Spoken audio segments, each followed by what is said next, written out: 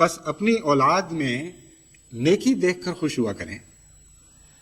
اور دنیا کی ترقیات کو سرسری نظر سے دیکھا کریں.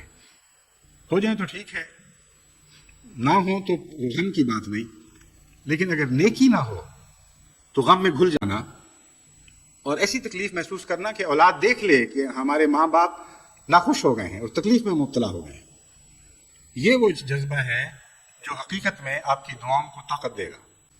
فرمایا اگر تمہیں تقویٰ کے سوا کسی اور چیز میں آنکھوں کی ٹھنڈک نصیب ہوئی تو یاد رکھنا نہ تمہارے حق میں یہ دعا قبول ہوگی، نہ تم اولاد کی تربیت کے اہل بنو گے. اگر تم آنکھوں کی ٹھنڈک ان کی دنیاوی ترقیوں میں ہی دیکھ رہے ہو، اگر تمہیں اس بات کا پر فخر ہے کہ بیٹی سنگھار پٹار اچھا کرتی ہے یا کپڑوں میں اس کا ذوق اچھا ہے یا اس کی سہیلیاں زیادہ ہیں یا دنیا کے لحاظ سے وہ بلند مقام رکھتی ہے اور ہر دل عزیز ہوتی چلی جا رہی ہے اور پڑھائی میں بہت اچھی ہے، اور ان باتوں پر تمہاری آنکھیں ٹھنڈی ہوتی ہیں اور تم وارے جاتے اس کے اوپر اور کہتے یہ دیکھو ہماری بیٹی گھر میں آ گئی، آج یہ کیا اس نے، آج وہ کیا،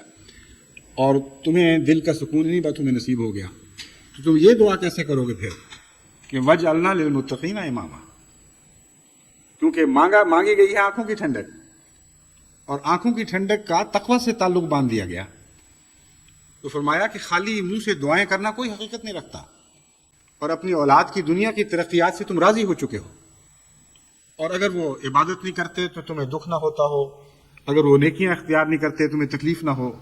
اگر وہ جھوٹ بولنے والے ہوں تو تمہارے لیے تمہارے دل عذاب میں مبتلا نہ ہو جائے، اور اگر وہ لغویات میں ایسے محو ہیں کہ ذکر الہی کے مقابل پر لغویات کو اہمیت دینے والے ہوں، تو پھر تمہاری آنکھوں کی ٹھنڈک غیر متقین میں ہے اور تمہاری یہ دعائیں بالکل کھوکھلی ہو جائیں گی. اس لیے محض رونا اور سجدوں میں پیشانیاں رگڑنا دعاؤں کے لیے کافی نہیں ہے. آپ کے اعمال اور رخ پہ چل رہے ہوں اور سجدے اور رخ پہ جا رہے ہوں، یہ تضاد خدا کو قبول نہیں ہے. بعض دفعہ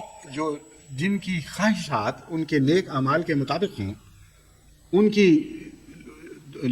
کو لمبی دعاؤں کی بھی احتیاج نہیں ہوتی، ان کی ایک آہ ہی دعا بن جاتی ہے. اگر ایک ماں باپ ایسے ہیں جو ہر وقت اپنی اولاد میں نیکی تلاش کرتے ہیں اور نیکی نہ نظر آئے تو ان کے دل سے آہ نکلتی ہے، وہی آہ ان کی دعا ہوتی ہے،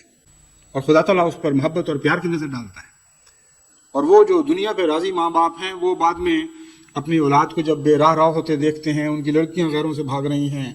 ان کے لڑکے ہاتھوں سے نکل رہے ہیں، پھر وہ روتے ہیں، پیٹتے ہیں، دعاؤں کے لیے لکھتے ہیں. یہ ساری بے حقیقت باتیں ہیں.